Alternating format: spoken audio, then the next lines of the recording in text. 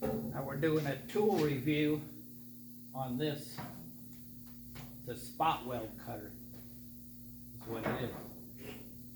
And it has a handle that compresses this area right here so you can actually pinch the metal in between there, and then you hit the drill actuator.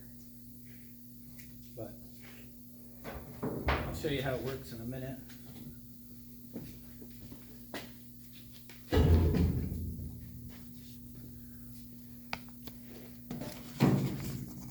Sorry for the crappy camera work, but this is the company.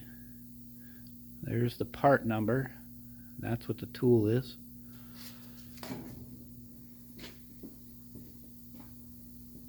Now I'll show you how it works.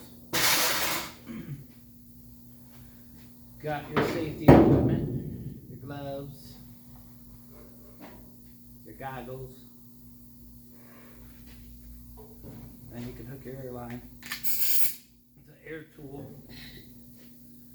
And so you put the metal in between where you're trying to do either a hole or drill out a spot weld. And right now I'm trying to put holes.